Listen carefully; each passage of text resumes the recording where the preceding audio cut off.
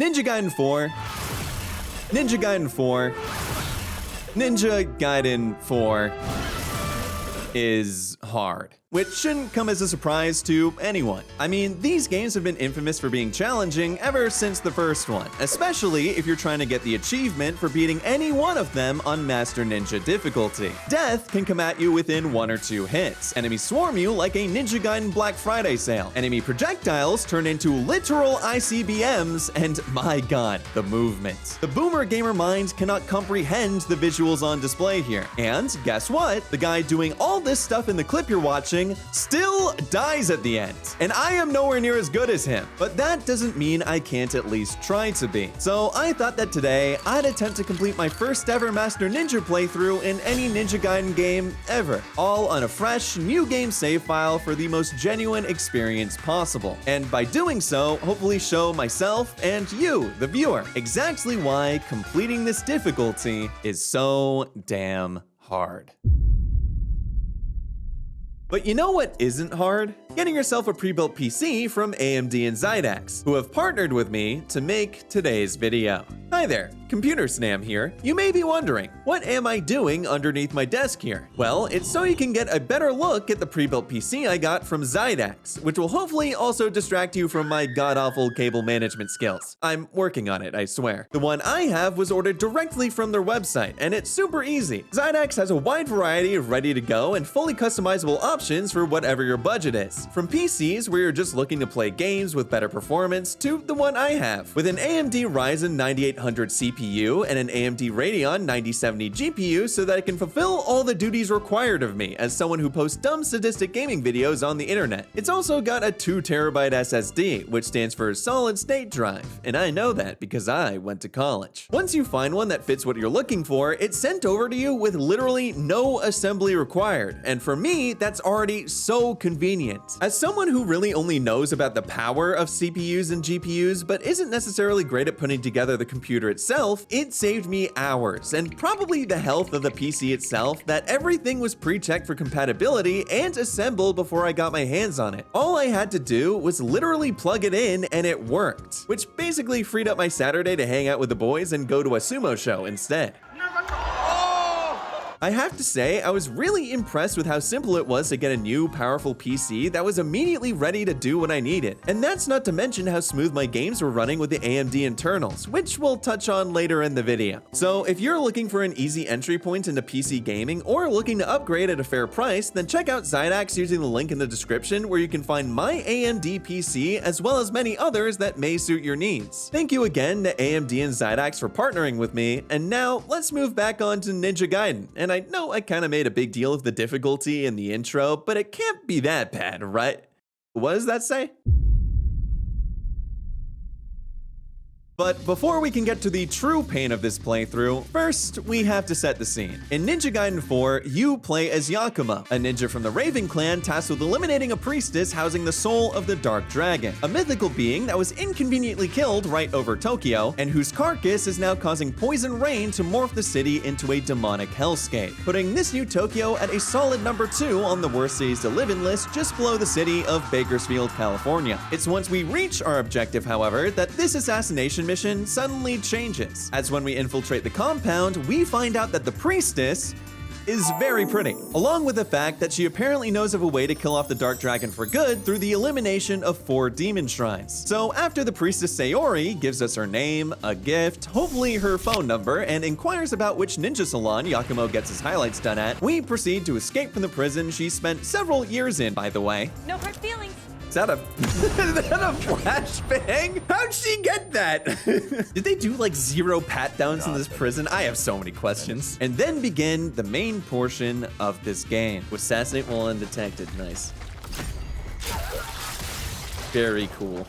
Hopefully I can do that to every enemy in the game and not have to fight anyone. Most things, sadly, weren't gonna be that easy, but the prologue chapter surprisingly was. This is where you learn all the basic mechanics that you need to play the game. You've got your light attacks, heavy attacks, shuriken, and your obliteration technique, a move that can be performed when an enemy is de-limbed to instantly finish them off at any time, all of which are pretty fun to watch, but I will say, they usually cost an arm and a leg to do. Am I right? Am I right, fellas? fellas. Other than that, the most important things you'll need to keep in mind for a Master Ninja playthrough is your blocking so you don't die, your dodging so you don't die, your Bloodbind gauge and ultimate technique so you can hit your enemies with stronger attacks and not die, and your combo strings, many of which the Raven Clan has directly lifted from the moveset of Ryu Hayabusa thanks to the ancient ninja art of copyright infringement. And I was even able to create some of my own while playing through this chapter as well. Flying bird flip.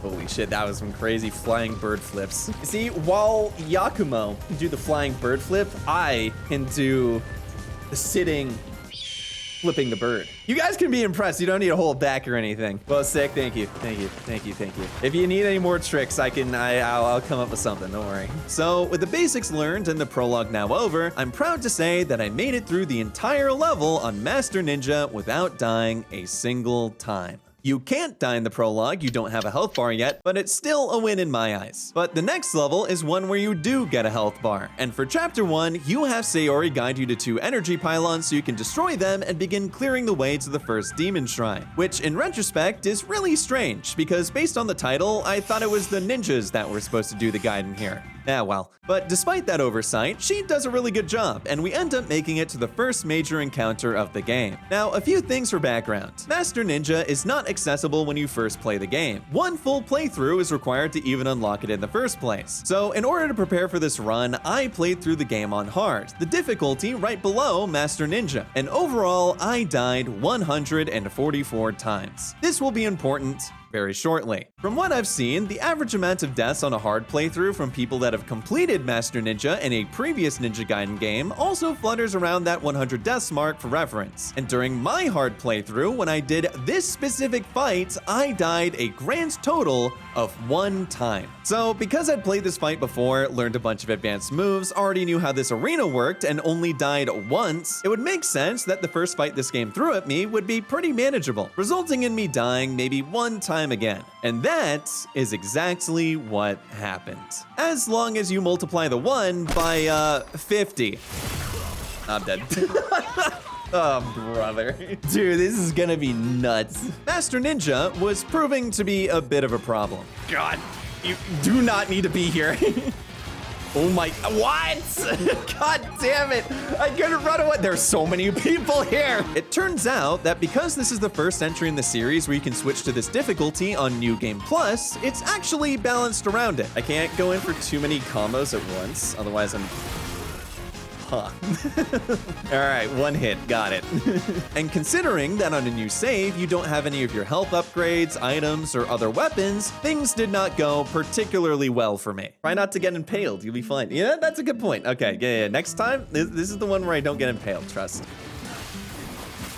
All right, I may or may not have just gotten impaled. Turns out that tip of yours is a bit harder to execute than I thought it was. Check this out. Watch this cool ass UT I do on these guys. Right? I'm dead. I couldn't do anything after. Cool UT, thanks, man. It was pretty cool until the whole dying part, I will say. I hate you so much. Bro, wait, what? I had like a quarter of my health left. How did one ninja star kill me? Never see it coming. Bro, come on. No, oh my God, that guy launched at me. Jesus, it's already been an hour and I think we've just done this. Now, there has never been a case of testicular torsion ever recorded from playing video games alone, but this game was aiming to make me the first. And it wasn't just the New Game Plus thing that was the problem here. Master Ninja changes the game a lot to make your life significantly less fun while you play it. There's of course the attacks that could one-shot me without any warning, as well as the extra aggressiveness of all the soldiers. And let's not forget that most of the enemies on this difficulty will be switched out with their most skilled and difficult to kill counterparts. Kinda like how Dave from accounting here, who has a picture of his dog on his dating profile and just learned how to use a sword yesterday, will now be replaced by Sir Calamitous Kilgore, who had the incredible innate ability to murder me before I even got a chance to play. Good attempts. Good attempts. I liked that one. You know, in and out, super fast. You know, I always get on games cases where I'm like, if you know a guy is going to be a threat, why don't you just send your strongest enemies to kill them immediately and not in like chapter 13 when they're way stronger? And unfortunately, I think this game is the first one to actually take that advice. But the worst part about Master Ninja on a new save is that you don't have any of your most important moves. This is the first time in the series that all your combos and skills aren't immediately available to you, mainly due to all of Yakumo's attacks where he slams his head into the ground, granting him the ancient ninja curse of CTE. So series staples like the Azuna drop, guillotine throw, level 2 ultimate technique, and many others that are almost necessary for success aren't able to be obtained until at least halfway through the first chapter. And that's why even when I was able to clear the first fight 50 deaths later, the second fight somehow went even worse. Dude, these fucking lunges are crazy. Oh my god. It's so fucking hard. This is so difficult. That also insta-kills me? Does anyone have a tape measure? So his attack is down there and I am up here. Many questions. Many questions. You're going to get, at this rate, one chapter done every millennia. I hope your great-grandchildren are ready to see me beat Master Ninja. Reset for S rank, yeah. After eclipsing the 100 deaths mark midway through chapter 1, it would be normal for any reasonable person to realize the error of their ways and restart the game on a completed save file by now. I mean, why waste the time when you can get the achievement doing it that way too? But unfortunately, I was trained at the ninja school of being a stubborn idiot with no regard for their mental well-being. And although the school probably could have been named something that rolls off the tongue a bit better, it did allow me to persevere through all the deaths. They weren't for nothing either. Each one, I was trying something new with the limited arsenal I had before meeting my inevitable demise. And soon, I devised a plan on how to beat this with the weakest version of the character possible. It all came down to 3 things: speed, technique, and determination. Speed, technique, determination. STD. STD gaming. It's got to lock in a little bit. Give him the STD. Yakumo's speed was incredibly important to getting these attempts off the ground, which meant that I had to get better at engaging and disengaging fights and repositioning myself to find new openings. On hard, you can usually get away with doing a full combo or string on an enemy with minimal punishment, but on Master Ninja, I had to be more willing to only get a few hits in and hoping for a lucky D-limb before dodging out of the way. Technique was an even bigger learning curve. Even when I was able to get full strings off, basic attacks didn't seem to do all that much. But after playing around with my Blood Raven gauge, I found a few aerial combos such as X, X, hold Y that had a high chance of dismembering an enemy and allowing me a safe landing. But all of that meant nothing if I didn't have the determination, the ability to stand firm in the face of adversity, the will to win no matter what. And that aspect could not be better represented than when I found this cheese strat where I could safely ultimate technique behind the arena dumpster. Okay, hold on. I think I have an idea.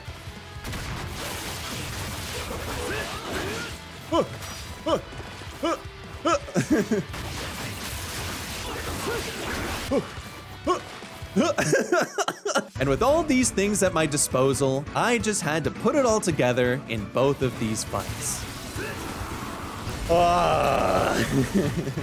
No, wait, we're not done. I'm dead. Oh my lord, bro. This fight goes on forever. Oh, dude, I try to use Blood Raven to initiate, never works. Oh, damn, we're back down to 10 deaths. That's awesome. Damn it. Uh-oh, oh, this is bad. You want to come down here, but like, gentlemen, hello, guys. You wanna take a right at the pole if you wanna. Yeah, fix his desk. I'm at 12. Shut up.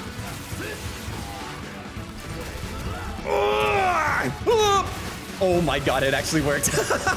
I'm so lucky. I'd use like every item I had. Oh man. Yeah, dude, this is gonna be easy. What the hell? I thought this was supposed to be a hard difficulty. Like, come on now. Where's the challenge? Ah, well, this will be a short video, I guess. 126 deaths later, and my reward was not only a nirvana, only achievable through a lifelong dedication to enlightenment or by not dying 8 times a second, but also the ability to acquire most of the upgrades that I just spent the entire beginning of the game learning how not to use. So surely, after all that effort, I wouldn't just come crawling back to them after they abandoned me in my time of need, and instead, who the fuck is this guy? All right, sorry, I meant to say who was that guy, because he is not with us anymore. Yeah, nah, these moves are just too good. But unfortunately, I couldn't just get all of them back at once. You see, a bunch of Yakumo's abilities have to be purchased using Ninja Coin, the staple form of cryptocurrency used on the Ninja Black Market, and the perfect way to pay untraceable amounts to Raven Clan members who are famously known to commit heinous crimes such as thievery and assassinations and jaywalking. So between buying these and restocking on healing items, I was in desperate need for a little extra cash without losing whatever was left of my remaining kidney. But after spending 3.5 hours and all my mental energy on 2 fights, I needed to take a break. And so I logged off for the day to replenish my energy so I could persevere through the rest of the chapter. This will also be important very shortly. But when resuming the next day, I had the perfect idea on how to make my ninja coin moon to the stratosphere. In each chapter, there is an optional purgatory gate, which presents you with a one-time challenge of defeating waves of enemies while also allowing you to customize it for better rewards. Now, this is basically akin to picking which liquid your local CIA agent gets to waterboard you with, but on Master Ninja, it's actually optimal to do the worst option. Because not only will the enemies remain the same no matter the handicap, and all happen to be easier than the ones in the level itself, but when you're playing on a difficulty where you die in 1 hit anyway, you might as well go full hog here. Okay, we also need to take out the spear guy, like, immediately, because he has an aerial attack, and that will just, like, take us out of the sky, pretty much. Okay. That will also take us out of the sky. 2 tries was all it took to clear this gate, a far cry from the over 100 it had taken me to reach it. And despite me thinking it was a case of dumb luck, surprisingly, this would be a sign of things to come. That man was dead 6 attacks ago, but I have a lot of angst I have to get out. Apologies. 1 day in the Zero Upgrades Gulag had apparently done wonders for me in opening up new methods to take down enemies when my normal ways were still locked behind a ninja pay-to-win scheme, but also motivating me to experiment even further. Proceeding through the level eventually grants you access to your Berserk gauge, which when charged and activated allows you to perform bloodbath kills that instantly turn non-boss enemies into a cleanup on every aisle. The only problem is that with the first weapon the game gives you, you have to charge an attack to do it, and the enemies are all very impatient people. You're such a bitch. Come fight me! Which is why I rarely use these attacks on my first playthrough, despite how good they sound. However, messing around with combos earlier had given me an idea, and I eventually found that whenever I knocked particularly troublesome enemies into the air, it was pretty hard for them to move out of the way. Okay, dude! Oh my god, we're actually gonna be on a mission today. It's actually happening.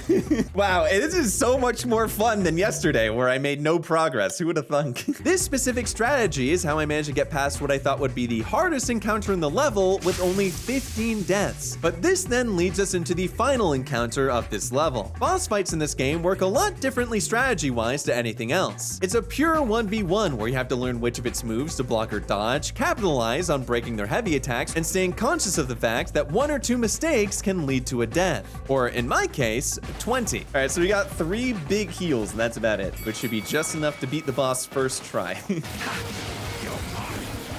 I died. Okay. I know how to do this fight. I'm just stupid and I'm getting punished for being dumb. It's actually shocking how punishing these fights can be, especially against a man who enjoys spamming electric attacks for a living. But after being shown the chair for about 15 minutes, it came down to the wire, lightning finally struck, and I finally got the spark I needed to let me see here. Resist dying another time. Let's wrap this chapter up, fellas? Jeez Louise. Dealing with that guy's split personality was just a little too much for me at the end there. I think it was time to clean things up a bit. My clear time was 2 hours and 7 minutes, and I got 0 points for that. That seems a little harsh. All right, so elephant in the room. I didn't mention this at the beginning of stream. You might be wondering why this number here is significantly lower than this number up here. There's a very funny story that I'd love to share with you. So basically, after stream on Monday, when I died 126 times to the first 2 encounters in the game, I decided, you know what? I should probably get better. So I tried to play some practice mode and I tried to play some challenge mode, which doesn't have anything to do with the main story, by the way. And it turns out that you can only manually save when you're done with a chapter. Otherwise, you have to go by autosaves and checkpoints. So it also turns out that if you go into challenge mode and choose your completed game save file in order to do your challenge mode stuff, it overwrites your autosave. So, after stream on Monday, I stayed up until 1 a.m. to get back to where I was because my save got overwritten. So that was fun. That's why that's there, but we're gonna keep this number because it's a bit more legitimate to the first playthrough thing. That being said, I did beat the level with significantly less deaths on the second go through because I actually understood what I was doing. Maybe if I had played Master Ninja on New Game Plus first, that would be my normal deaths, but it wasn't. So because I had to play this chapter 1.5 times, my time in chapter 1 resulted in 216 deaths. But surely it doesn't get any worse, right?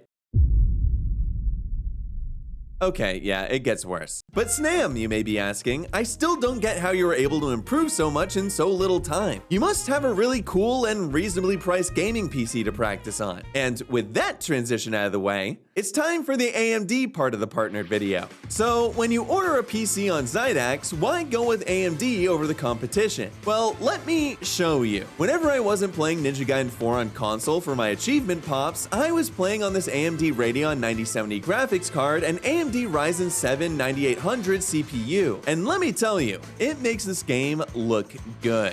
Unlike my gameplay. But even better than that is that you don't have to sacrifice your game's performance to make it look good. AMD Ryzen CPUs and Radeon GPUs actually synergize with each other using smart technology, allowing them to quickly and dynamically redirect power whenever a game demands more from one over the other, thereby creating a more balanced experience. But that's not all. If your PC is less powerful and doesn't reach the frame rates you normally like it to, you can leverage AMD's FSR and RSR functionality. These two versions of super resolution will upscale the image of your game to where the visuals will look as you'd expect, but the extra frame rate difference will be incredibly noticeable in a ton of your favorite games. And this is great because, I'll be honest, playing this super fast ninja game in a slideshow format is nowhere near as fun as playing in a constant 120 FPS. That doesn't even begin to scratch the surface of what AMD hardware can do either. The AMD Software Adrenaline Edition application has so many extra performance features that can really fine-tune your experience and make it that much more enjoyable. So if you're interested, perchance, in buying AMD, the hardware, not the company, I feel like that would be a little harder to do, then I'd once again like to recommend Zydax, who have a ton of AMD-centric pre-builds that you can find in the link in the description below. So once again, thank you to both AMD and Zydax for partnering with me, and now we're...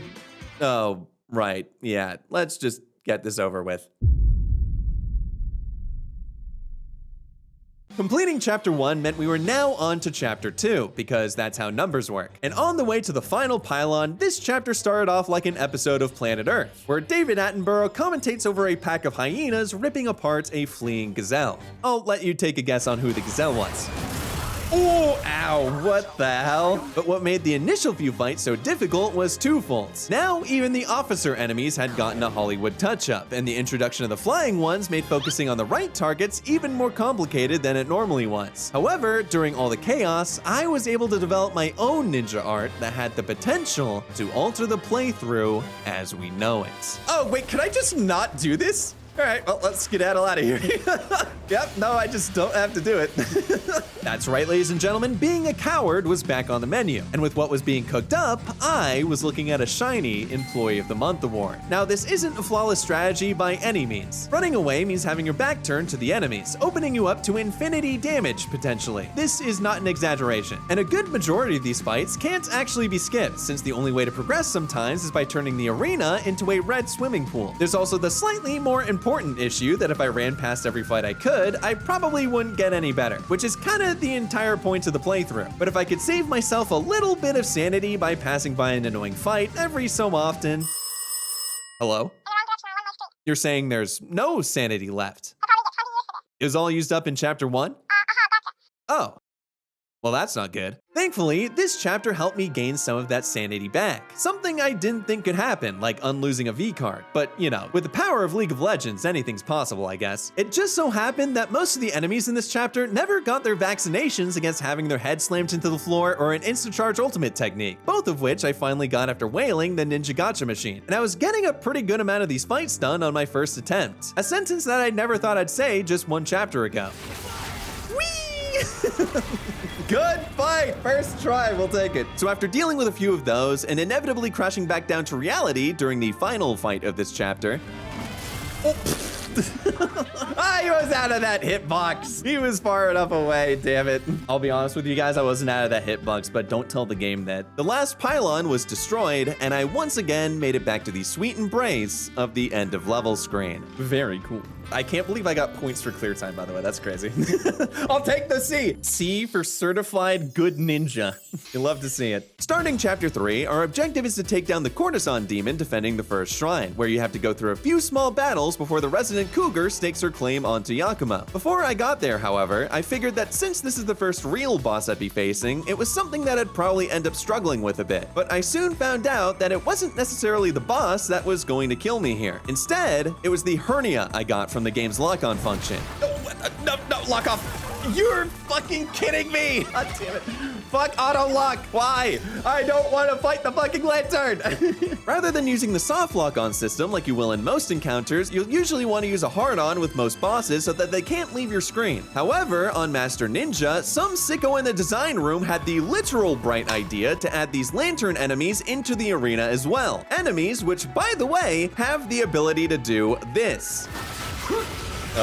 Oh my god, wait. Oh, you can dodge it? Oh, this is fine. Never mind.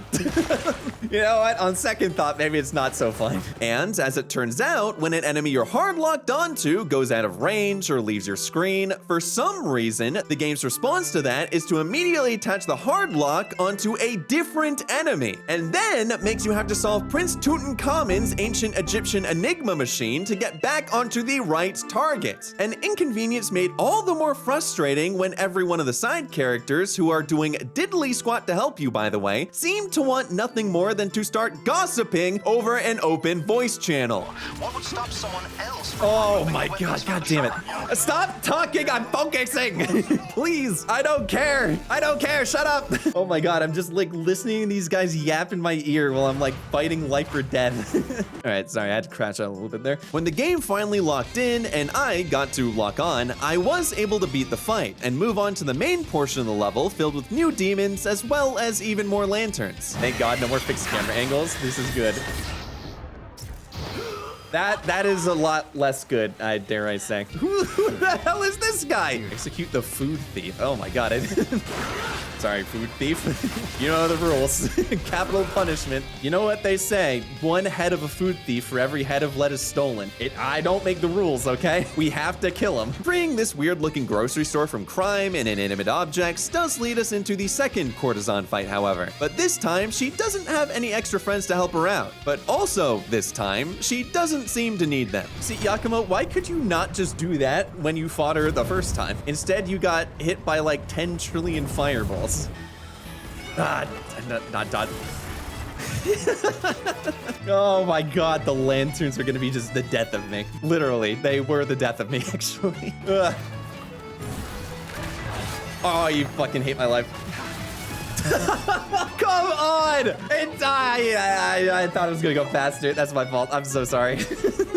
Just like the Chapter 1 boss, she can kill you instantly if you're not on your toes, something you'd think Yakumo would be good at, considering his driver's license says he's a flat 6 foot, and I'm just not buying that. But after one hellish time, which I guess technically is what I signed up for, fighting the forces of hell, I managed to learn her patterns, and our first shrine was purified in 13 attempts.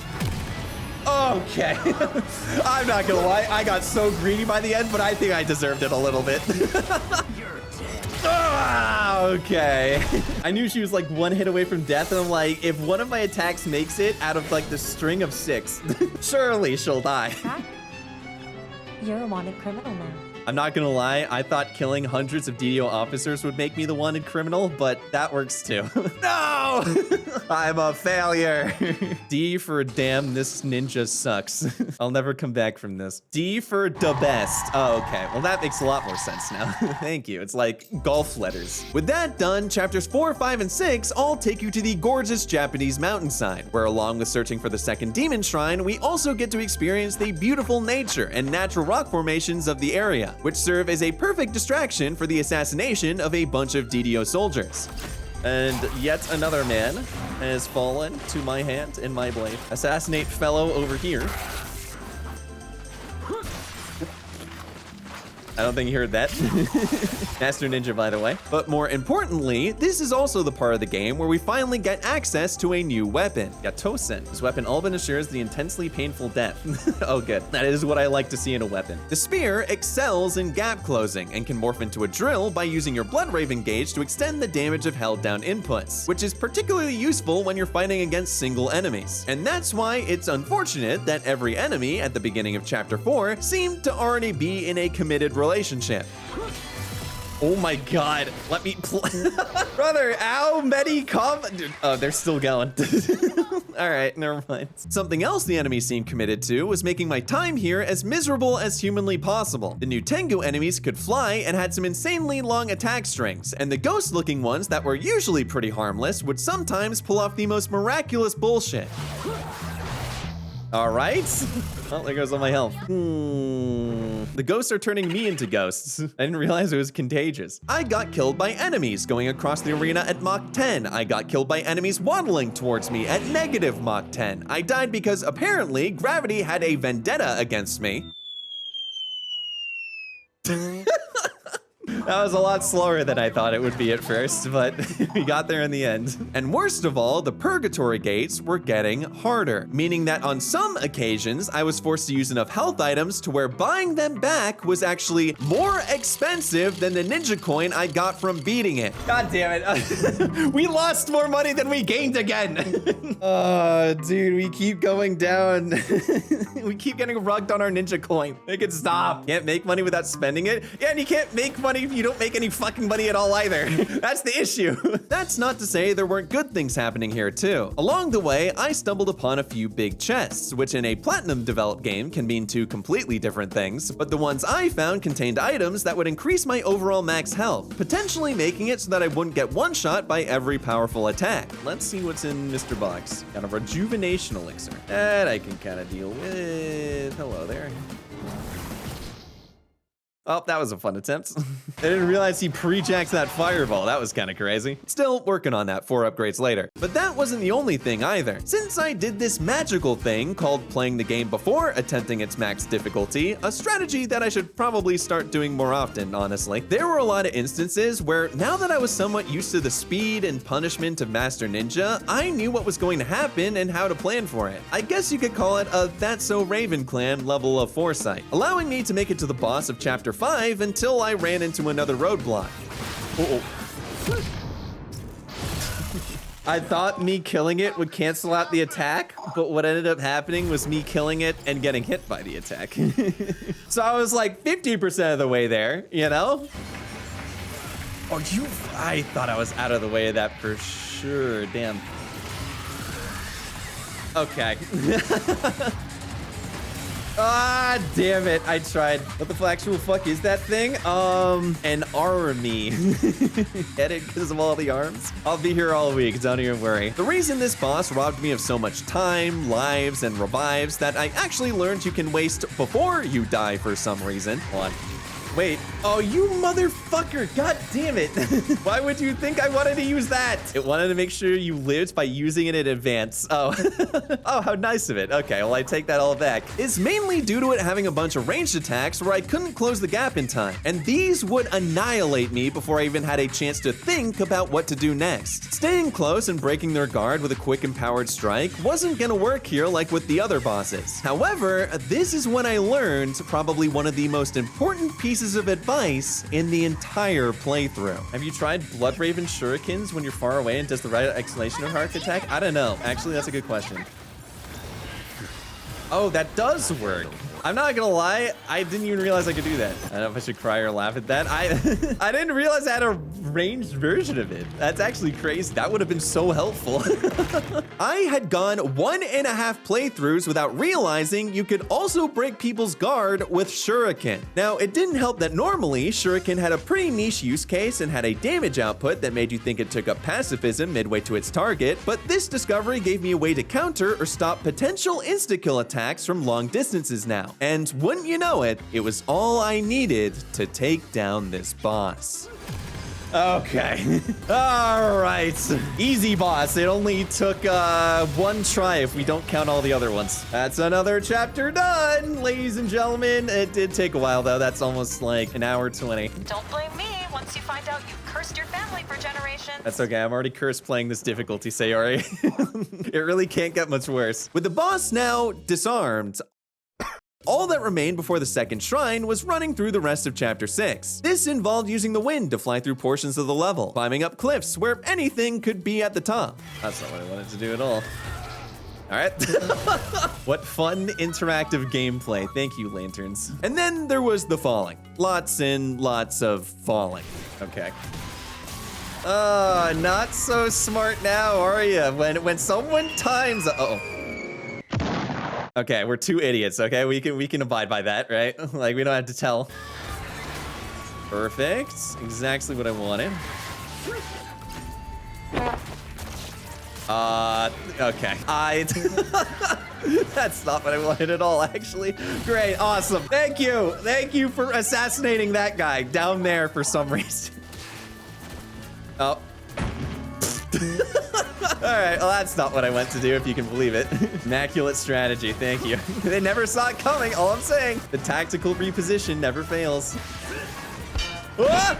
Tactical reposition. They have no idea I'm here. I had a Snam coin for every time Snam jumped off the cliff. I'm sorry that I want to play tactically instead of by the books, okay? I'm not like a brute ninja. I use my smarts to win all my battles. And it just so happens being smart is the same as falling off a cliff, okay? I have no control over that. But despite Yakumo barely even lasting an hour in the mountains, let alone 127 of them like James Franco. Oh. All right, that works too. Nice. All right, chapter 6 done. That actually might be a good score. Never mind. All right, maybe it wasn't as good a score as I thought it would be. I only died 23 times that chapter, though. That's not too bad. We're starting to get a lot less, which is super nice. We do complete the level, advancing into chapter 7, which consists of only boss fights. Are those jet engines? Santa? Is that you? No wonder he's able to get from the North Pole to everywhere else so fast. Why is he a wolf now? The fight against our furry friend here was a little rough, to say the least. Compared to the other bosses we've done before, his combos are more frequent and his strings are more prolonged to where you have to land a few perfect dodges to survive. And that's pretty hard to do when he throws paws as quickly as this. Shit, that did a lot of damage to me. I did not realize. All right, well, it already did a lot of damage to me. I did not guard any of that. This is going really well, in case you couldn't tell. Oh my god, I keep dodging at the wrong time. Oh, he might be trying. Whoop! Oh my fucking god, leave me alone. Ah! All right, also, oh my god, is that 3 in a row? Need a breather. No. Are you fucking serious? I was trying to heal, but it doesn't pause the game. It slow-mos it, and then he made contact because I think I just wasn't blocking. Please wait, sir, I'm healing. You'd think you'd have some respect. This is exactly where the Bloodraven Shuriken come in clutch once again, though. He has a lot of attacks where he'll jump away from you, and I get it. Yakumo's been covered in blood for a few chapters now and probably smells terrible. But I could take advantage of that, as most of the time, he'll follow up with a heavy attack, which I could now interrupt from range. Then he was a sitting duck, and all I needed to do afterwards was close the gap and capitalize. Please. Yes! Nice! I love blood shurikens! Come here, Santa. You're on the naughty list this time. But beating Santa's persona wasn't the only thing we had to do here. After regrouping with Sayori and purifying the second shrine, we receive a visit from Ryu Hayabusa, the protagonist of the first 3 games, who's currently working with a DDO to prevent the resurrection of the Dark Dragon. Even though our plan is to just bring it back and kill it correctly this time, Ryu doesn't want to take that risk. And so our second boss of the chapter becomes him trying to stop us from going any further. Now, Ryu is easily one of, if not the hardest boss fight in the entire game. His attacks, painful. His defense, unbreakable. His aura, God damn it, I can't hate him. He's so fucking cool. But I knew this was coming, and I'd fought him before on my first playthrough. So this time, I came in specifically with a strategy I knew would get me through this fight on my very first try. All right, check this out. First try. First try, and we move on to chapter 8. Nice. We did it! Holy shit, he's too good at this game. So yeah, this is a scripted lost fight, but with Ryu fended off and Sayori protected? Whee! Don't worry, chatters. She'll cushion our fall. We move on and escape into the demonic underground. Nice, good chapter. Clear time 0. Give me the D rank. There it is. In chapter 8, Sayori gets bored by a shark. That's it. That's basically all that really happens in the chapter. A giant shark just swallowed Sayori whole. You're kidding. Is she alright? No, she got swallowed by a shark. Were you not listening? But in chapter 9, you do the good kind of waterboarding and race across the underworld to get her back. Along the way, you'll be fighting DDO soldiers and fiends that inhabit the waterways, sometimes even at the same time, because these guys are apparently really bad at killing each other. All right, Haymaker right now. Yeah! Oh, he blocked it. I'm okay. Oh my god. These soldiers must be paid by the hour. God damn. That's crazy. But me killing them was made a lot easier thanks to acquiring our third weapon. The staff is really good at dealing with large groups of opponents, especially with its ultimate technique that can reach enemies that aren't the main target, and one of its weapon arts, which can immediately knock enemies into the air by spinning the left stick, was indescribably helpful to me as I sit here describing how helpful it was. Oh, wow. Yeah, that's really useful. Holy shit.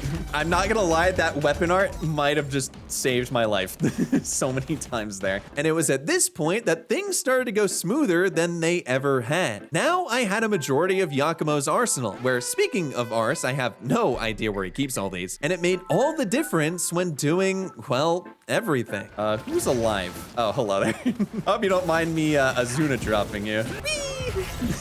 Free money! Yeah! Wow, if you didn't see the 336 deaths next to my name, you'd think I was actually good at this game. Of course, this is still Master Ninja, so even though overall I was doing better, there were still a few things that gave me a lot of grief. And one of these things was grabbing. Whether it was one of the neon Christmas trees trying to show some holiday cheer, or the dogs getting a bit too friendly, or the stupid fucking fish. Yeah, the fish are fishing here. You know me, Snamwiches. I hate marine wildlife. Give me 1 second. Fish are food, not friends, is what I always say. Anyone relate? I got latched onto a lot, since the only way to not get grabbed is to avoid getting grabbed, which sounds a lot simpler when I say it out loud, but I swear it's really hard to tell in practice. And then there was the platforming, but I feel as though at this point, it's already assumed that it'll be an issue no matter how well I'm playing.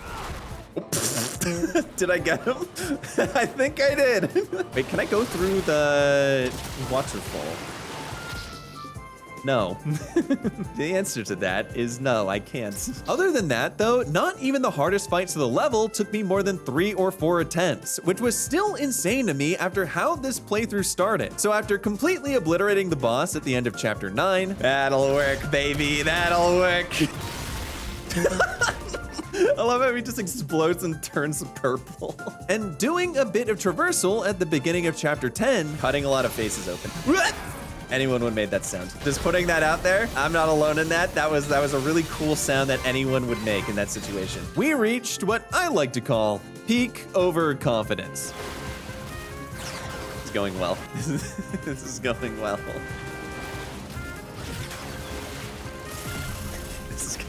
This is going really well. Guys, don't worry, I'm a master ninja. You can tell by the headbands. Hold on. Got it this time. God damn, how does he do it? First try. Now that I seemingly had the skill to beat Master Ninja, I still actually had to do it. But now that I'd gotten to the part of the game that assumes you have that skill, it wasn't gonna be a walk in the park, or aquarium, or a dimly lit neon nightclub, or wherever I was. It's a very odd level. It's actually chapter 10, so I think it's an even level. You might be mistaken. Throughout chapter 10, you had to switch between dimensions to catch up with Sayori, who somehow hasn't been digested yet. And along the way, there are more enemies and more places to mess up than ever before. Oh my god. When that mafia guy said I should go swimming with the fishes, I thought it was a really fun activity, but it turns out it's actually really not. However, this level was actually pivotal in me getting better too. I was able to learn how to switch weapons mid-combo for even longer strings. I improved my movement a bit. Down we go! Shit, a little too far down. My bad. A bit meaning not a lot, but it was still better than it used to be. Second try's the charm is what I always say. Well, that's a very non-embarrassing death. Don't worry about that. We'll just delete it from the video. And when I got to the boss, he turned out to be a grab abuser, which brutalized me when I couldn't react to them. So it was here that I was finally forced to teach myself how to avoid them, where failure meant that I was gonna have to recreate Jaws and every one of its sequels. I feel like this shouldn't be nearly... How? What the... I need a replay on that specific command grab immediately. I am so far away from this man. I'm dead. Dude, what the fuck? That's crazy. Nice! Okay, huge, huge, huge, huge, huge. No more fish. Sashimi time. And this, my friends, is how you debone the fish. All you have to do is make all the bones turn to dust. You'll barely be able to taste it. You're welcome for the tip. Now that Sayori was saved and the third shrine was cleansed, chapter 11 takes us back to fighting soldiers as we storm the DDO headquarters. With a little help from the fourth and final weapon, we get playing as Yakumo. I get a mace now? Oh, cool. What the fuck is this weapon? Do I have a roulette wheel? What is that? This is the Kage Hiroko, or translated to English, the random bullshit go box. And it's a mace, Fuma Shuriken, mechanical arms, and yeah, fuck you, ninja jutsu, bomb. The best part about this weapon, though, is that its light attacks are ranged, meaning that if there was a flying enemy or someone that I wanted to attack without being rude and intruding on their personal space, now I could dish out enough damage to kill them while abiding by their restraining order. But the craziest thing about this is that my compact closet to Narnia wasn't even the most useful thing to use during the next few chapters. And that's because that award, that goes to the guillotine throw. Alright. Alright. Alright, well, easy fight. That is so overpowered. Since most of chapters 11 and 12 take place on skyscrapers, I thought this would be the perfect opportunity to forcibly teach the enemies what I'd been going through in every chapter up until now. It's honestly kind of bizarre how well this works, since literally nothing the enemies can do is able to defend against it, other than being big. Man grab. Man grab. Oh, I can't do that. I command grabbed myself. I was genuinely almost tempted to just not use it because it was just that strong. But after thinking about it for a little bit, considering that people make fun of me for throwing runs all the time, it was kind of nice to have a positive spin on that for once. Let's see, how can I best do this? I have a really smart idea. Check this out. Good fight, good fight, good fight, fair fight. I think the thing I liked most about that fight is how intense and gripping that was. So with basically every small skirmish won before it even began, we moved forward with Chapter 11. A lot of it has to do with clearing rooms that seemingly have no practical purpose whatsoever and playing Subway Surfers with HD graphics, where can I just mention for a second how annoying it must be to be a commuter in this universe? I feel like waiting 45 minutes for the next train because 10 of them left within 8 seconds of each other would probably piss me off. Oh, I remember this. This is annoying. There's so many freaking trains that suddenly show up. Oh, okay, it must be the one after this. I remember there's, oh, no, it's not. Ow. But once we reach the end of the chapter, we have to fight against a Metal Gear, which was seemingly behind the strange monorail schedule on account of it blowing up half the tracks. Thankfully, it didn't have the foresight to blow them up before I got there. And double thankfully, this boss was the easiest one yet. You can parry its grinders really easily by just swinging at them while they're active, and that will stun it for a bit to leave it open for a ton of damage. So because of that, and a couple of clutch dodges, I was able to get my revengeance on this thing in just 3 attempts. Nice. All right, fuck it, we bolt. Nice, dude, hell yeah. Easy fight. How is your sword cutting through metal? It's really sharp.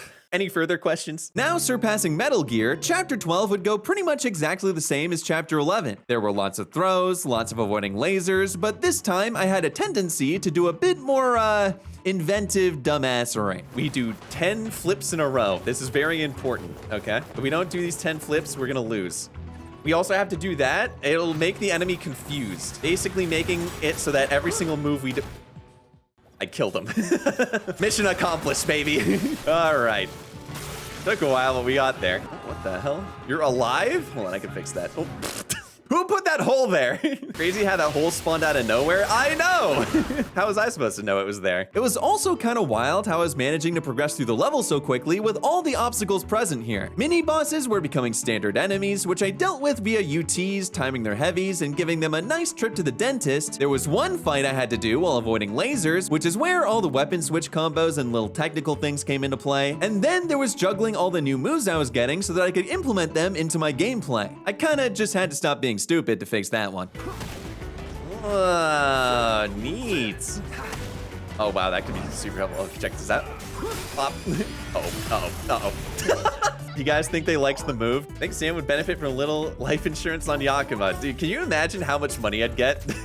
I'd get like $1 million times 430, dude. I think you'd be called out for insurance fraud. How so? Just because I can respawn doesn't change the fact that he did die. And it's not like I killed him purposefully. Every single one of these has unfortunately been an accident. And once I was able to withstand the urge to die in the dumbest ways possible, this chapter was laid to rest too, taking us all the way to Chapter 13. Go back home to your little raven nest, or die here. I don't want to do either. And is there like a third option, Kagachi? Both of those sound awful. Just like Chapter 7, Chapter 13 consists of just 2 boss fights. The first one is against a Gundam. A really small Gundam. This guy would be so much cooler if his hair wasn't maroon. Can I say that? And the second one comes after we purify the final shrine and need to extract the soul of the Dark Dragon. However, the only way we'd be able to do this is through killing Sayori, despite my much simpler and wiser suggestion. Could we not just use like a vacuum? I feel like that'd be a lot easier and it results in the good ending. But before we can make that decision for ourselves, our ally Misaki does the job for us, which is when he reveals himself to be the demon Achilles, and heel turns into the game's villain, even though according to the lore, he shouldn't have a heel to turn on. Someone's gotta get in the writing room and fix this plot hole. Both of these fights are back to back, so the items you bring in are all you have, and even though Kagachi's arm is missing, you can't use your obliteration technique on him, which I gotta say is a missed opportunity by the developers. It could have been very funny. But despite the odds against me, and despite my first attempt starting like this, all right, lock in. I don't know how to fight this boss, I forgot. As example right there, actually. It was apparent that me blazing through the past few chapters wasn't a fluke, because on the honor of this $20 headband, this chapter was over in just 10 minutes. Oh my god, thank god that actually works. All right, phase 2, ladies and gentlemen, at that time. And now he has another arm. Yep. Oh my god. Actually managed to capitalize on that, that's crazy. Yes! Oh my god, give me that third try. Come on! Give me a challenge! Okay, he has 2 phases too, so I have to be kind of careful. No, no, no, no, no! Not like this, please! Please, please, mercy, mercy, please! Oh. The fleeting didn't seem to work very well. Wow, that was, I don't know what just happened there. I just locked in for a second. Can't fucking see anything. Oh my god. Oh my god, dude. Holy shit, there's actually so much happening. That's not the right guy either. Fuck it, we bolt! Yes! Oh, that's what we like to see, baby. Owner of Achilles just wanted to bring the Dark Dragon back so that there was someone more ugly than him living in this world. I can see that as a very valid motivation. I think it was safe to say that I'd gotten pretty used to Yakumo by now. And as a reward for beating the bosses, we learn even more about the backstory of what's been going on here. Ryu has actually been testing Yakumo since when he slayed the Dark Dragon 7 years ago, a prophecy was revealed stating that only a master ninja from the Raven clan would truly be able to kill it. And if that was the case, why did we not just call the Raven clan and ask? Do we fax them? Does the Raven clan have faxes? Like, there are so many ways we could have done this without killing all these DDO people, which are apparently the good guys, by the way. I'll be crazy, but maybe you should just talk to them so that we can get a Raven ninja to help out earlier than 7 years ago. What if he was 10 7 years ago? If he was the guy that was supposed to be in the prophecy or whatever, it doesn't matter how old you are. In fact, get him there while he was 1. Somehow it would have worked out. The prophecy foretold it. Like, he's not gonna die. He has plot armor now. Throw a baby to fist fight God? Yeah, and you know what? It would work because the baby can't die. Otherwise, it goes against the prophecy. Now, the main question is, like, how they'd know it would be Yakumo. And that's easy. All you have to do is kill every single Raven clan member other than 1. That way, it has to be that last one. It really is just like such a simple problem to fix, and no one has any ideas other than me. It's kind of pathetic. I thought these Hayabusa ninja were supposed to be smart. But after having a bit of a moral crisis, we step away from Yakumo for a while and play 5 chapters with Ryu, all taking place in the past where you'll be fighting most of the bosses again while also being stripped of a majority of your abilities. That is, until you're able to find them again in random chests. This was a little nerve-wracking since we all know how the beginning of the game went. I probably don't have to explain why that's bad, but now I had to do it all over again. But with that being said, this is the point of the game where I learned one of the most important lessons that Master Ninja could ever teach me. And that was that Ryu Hayabusa is actually fucking disgusting. Oh, we did kill like 2 of these guys. That's not terrible. Fireball. That works. I love Ryu Hayabusa so much, dude. Listen, I like to think that I've gotten significantly better at character action games over the course of this video, but I'm still nowhere close to being a great player. And maybe there's a world where if I was, the diversity and flexibility of Yakumo would make him the better character. But until that happens, Ryu clears so hard. So where do you think we're getting? I think we're getting a solid C. Would not be surprised. If we get anything above a C, I'm considering that a win. Oh, my mom's gonna be so proud of me. Holy shit, I'm academically gifted. B for best ninja. Why he's so good despite only having 1 weapon is that his Blood Raven gauge can be used to cast Ninpo. He can summon fire to do chunk damage, wind to dismember everyone around him, and bird to do bird thing. And every single one of these made quick work of anything so long as I had the meter to do it. Oh my god, the Ninpo's so overpowered. It's so ridiculous. If you play Master Ninja as Ryu, you're actually cheating.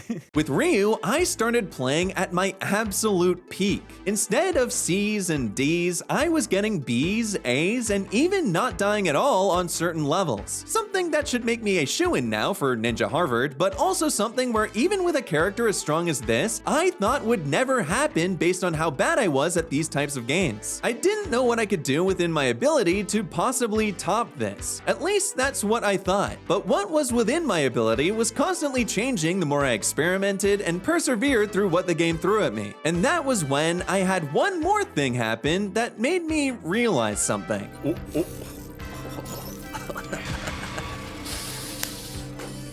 Well, fellas, if anyone's interested in writing up an apology letter to me about how you all thought I was ass at this game, I will be accepting them for the next 2 weeks. So, you know, get to writing.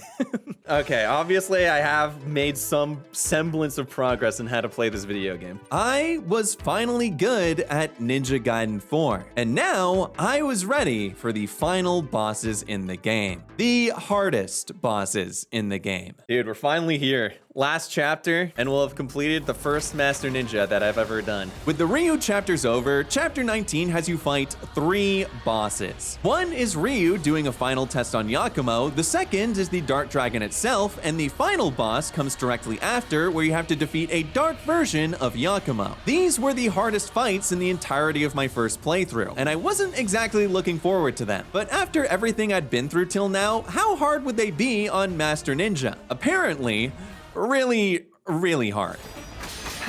Oh, Jesus Christ. Oh. All right, we're gonna be here for a while. Now you know what those fiends were dealing with. Yeah, no, I get it. No wonder I got that SSS rank. With Ryu, this man is zipping all over the place. When he blocks, he's the 2015 Denver Broncos defense. When he charges an ultimate technique, you are dead unless you're in a different continent. And even then, I wouldn't be surprised if it reached me anyway, which is why this man killed me over 20 times. No, you motherfucker. How? You're so far away. My UTs don't do that. Even when I was playing as Ryu, they didn't do that. Oh my god. Oh, I died. Wait, we countered and he countered me? I didn't know you could do that. Dude, oh my, what the fuck was that? I was so far away and he still just insta-killed me. All of a sudden, I just saw the ghost of Hayabusa's past coming towards me and I just died. But there are a few openings he had that I could take advantage of. If I stuck close to him, I could get a few hits in between his attacks. When he reached phase 2, he spammed Nimpo that could be broken just as frequently as he used it. And when I was able to break his heavy attacks, leaving him open for a combo, I discovered his fatal allergy. And that allergy is being dropped on his head. Going out! Let's go! Oh, baby, that's what we like to see. All right. Yeah. All right, I think Ryu sees our point now, so he's gonna let us fight the final boss. And that's exactly what he did. After defeating him, Ryu gives us his legendary dragon sword. Ooh, I can't imagine that's very effective. I'm not oh, cutting something with that thing's gotta be really hard. The Dark Dragon's fate and Sayori's will are in your hands. Actually, I have a sword in my hand. And we end up dragging this sword all the way to the top of a Kojima-esque wall bounce to end this playthrough once and for all. Now, I'm not gonna sugarcoat it. The battle against the Dark Dragon was really easy. Like, I actually died more times on the way up to the building than I did to the actual dragon. Oh, uh-oh. You know, we had to fall off the ledge one more time for the road. You know, 2 more times for the road, you know? We couldn't have this entire playthrough without it. 3 times to the road. Oh my god, please. But after defeating it, I had a Ryu level threat waiting for me. Dark Yakumo can basically do everything Yakumo can before you can even do it. And instant death is pretty much always at play here. But if I made it this far, I wasn't gonna stop at one more fight. One more boss to go. Ladies and gentlemen, it is time. Oh my god. Oh my god. Oh, this man hits like a freight train and you can't really dodge it super easily either. Oh my god. I knew that was gonna happen. That's okay, we're getting better. I'm starting to understand his attacks a bit more. If we get to phase 2, I'll feel kind of happy about this attempt. I didn't. This attempt is trash. Ow. I died? I'm in the middle of attacking you with the ghosts of Christmas past, present, and future, and you kill me? Nice, okay. We just need a Zuna drop, honestly. Nice. Nice, okay. Good UT right out of a Zuna. Nice, I think it's phase 2. Nice, okay, take advantage of the known attack. Oh, back up. Nice. Bloodline block. Oh, he's doing the laser. Yeah, fair enough. Oh, I broke him. At what cost? At that cost, apparently. Hell yeah, I'll take it. Let's go!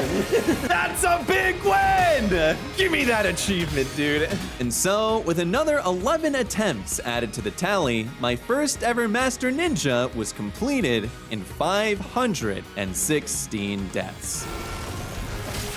Ah!